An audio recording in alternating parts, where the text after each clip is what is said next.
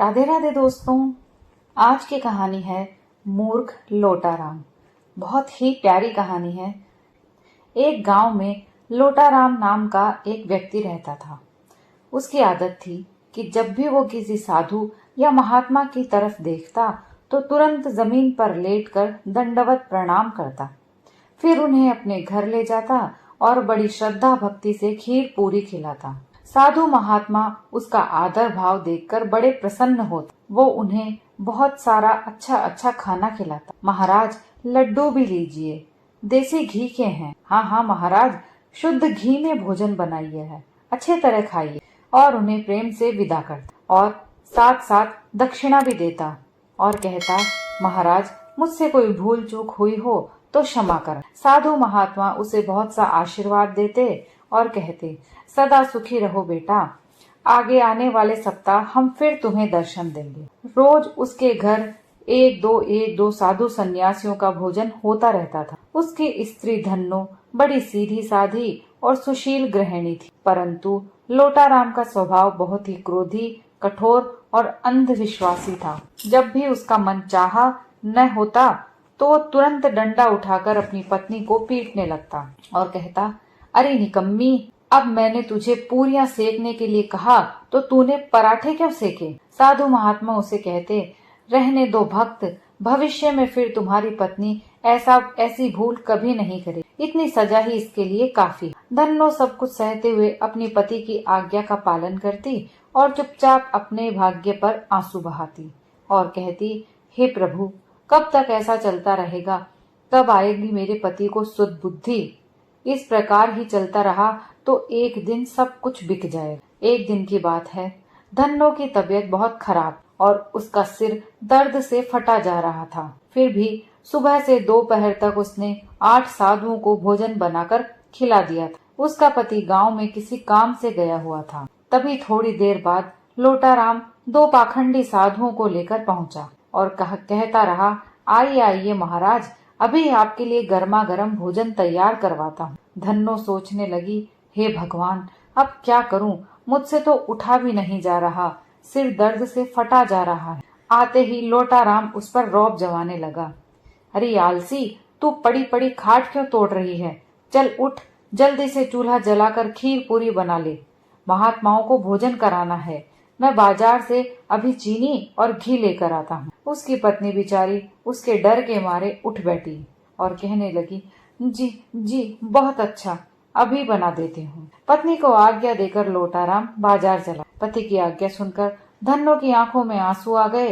पिटने के डर से वो उठी और धीरे धीरे सारा सामान जुटाने लगी। उधर पाखंडी साधुओं के मजे हो गए थे। वो सोच रहे थे, वाह क्या देवता इंसान है लोटाराम, ऐसा भक्त मिलना तो बहुत मुश्किल है। अब हमारे 2-4 दिन आराम से कटेंगे।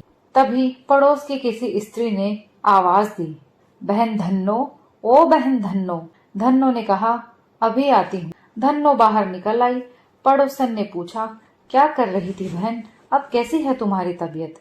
धन्नो ने कहा, मैं महात्माओं के लिए भोजन तैयार कर रही थी।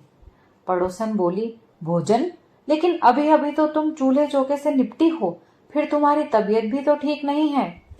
धन्नो ने कहा, क्या करूं बहन, बस मजबूरी है, यदि नहीं करूंगी तो वे नाराज हो जाएंगे। पड़ोसन धन्नो की हालत देखकर दुख प्रकट करते हुए बोली, बहन, किसी प्रकार इन निखट्टुओं को यहाँ से भगाओ, तुम्हारे आदमी का तो सिर फिर गया है। धन्नो ने कहा, लेकिन मैं करूं भी तो क्या करूं, मेरी समझ में तो कुछ भी नहीं आता। पड़ोसन ने उससे कहा, मेरे दिमाग में एक तरकीब है, कान में सुन। धन्नो को उसने वो तरकीब बताई और कान में कुछ भी कुसुर पुसुर करके चली गई। पड़ोसन के जाने के बाद धन्नो ने साधुओं के सामने ही आंगन में चूल्हा जलाकर उस पर एक बड़ा सा पतीला चढ़ा दिया। साधु धन्नो से कहने लगे, बड़ी भूख लगी है बेटी, जरा जल्दी करो। धन्नो ने कहा, बस थोड़ा और इंतजार कीजिए महाराज, अभी भोजन बनने ही वाला है। फिर वो खुद एक मटके में घी और हाथ में मूसल लेकर दरवाजे के पास बैठ गई और मटके में से घी निकालकर मूसल पर लगाती और साथ ही साथ रोती जाती। 2 साधु थे।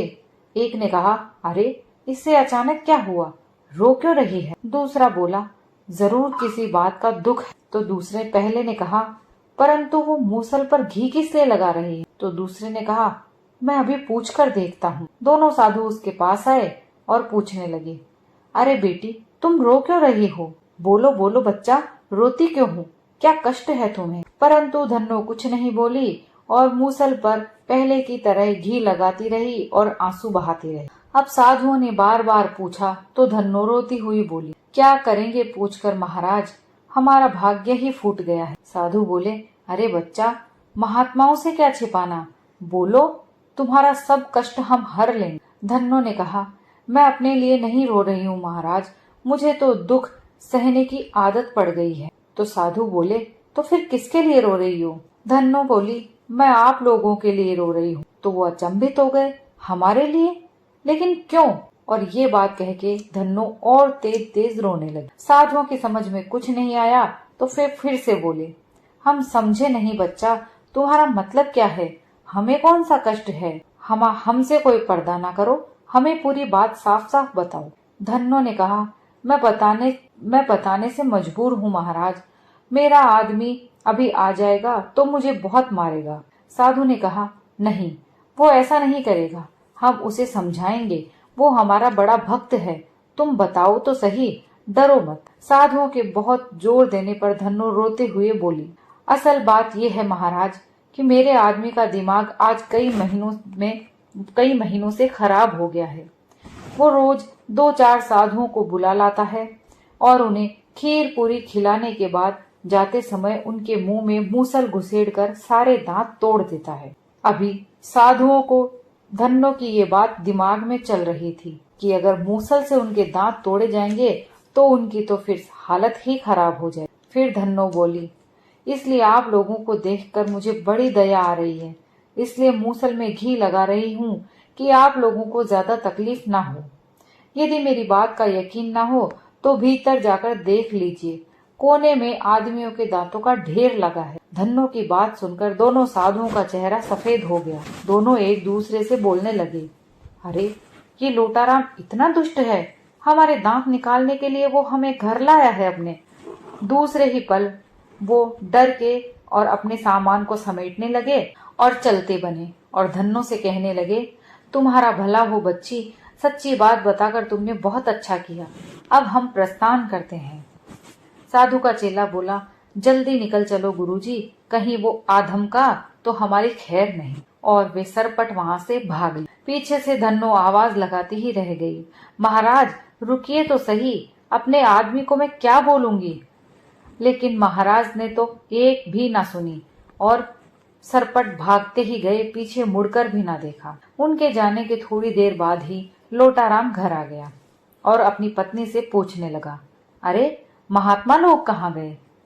धन्नो बोली, नाराज होकर चले गए, मैंने बहुत रोका लेकिन रुके ही नहीं। गुस्सा होकर लोटाराम ने धन्नो के बाल पकड़कर खींचे और पूछने लगा, क्यों, कैसे नाराज हुए, जल्दी बोल। धन्नो बेचारी दर्द के मारे कराहते हुए बोली, आह बताती हूँ, वे ये मूसल मांग रहे थे, घर में केवल एक ही तो मूसल है, भला मैं कैसे दे देती।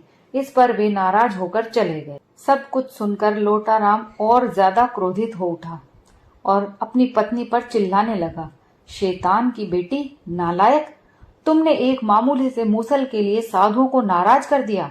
ला इधर दे मुझे मूसल, वो ज्यादा दूर नहीं गए होंगे, मैं अभी दौड़कर दे आता हूँ।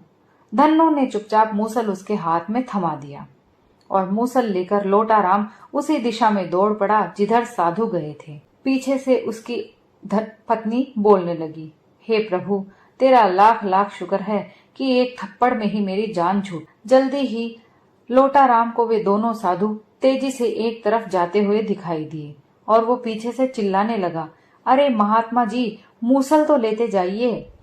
आवाज सुनकर वे दोनों साधुओं ने पलटकर देखा, लेकिन फिर लोटाराम को मूसल लिए अपनी ओर दौड़ा आते देखा तो उन दोनों के प्राण सूख गए। उन्हें विश्वास हो गया कि अपनी असफलता के कारण वो गुस्सा हो गया है और मूसल लेकर उनके दांत उखाड़ने के लिए पीछे दौड़ पड़ा है। दोनों एक दूसरे से कहने लगे, अरे बाप रे बाप, अब तो वो हमारे पीछे भी पड़ गया है, भागो, हे प्रभु हमारी रक्षा करो।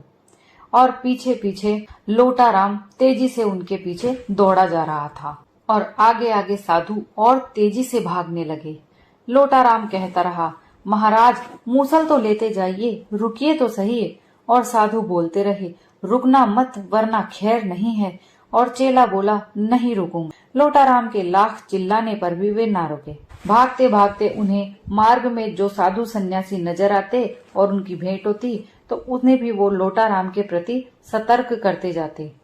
अरे सबके घर जाना, लेकिन उस दुष्ट लोटाराम के यहाँ भूलकर भी ना जाना।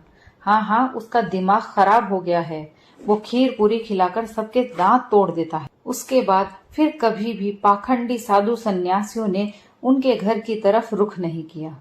यही नहीं, जब लोटाराम के बार बार आग्रह करने पर भी साधु सन्यासियों ने उसके घर जाना स्वीकार नहीं किया तो उसने भी साधुओं से आग्रह करना बंद कर दिया और इस तरह धन्नो भी अपने पति के साथ सुख से रहने लगी। दोस्तों, ये कहानी यहीं समाप्त होती है।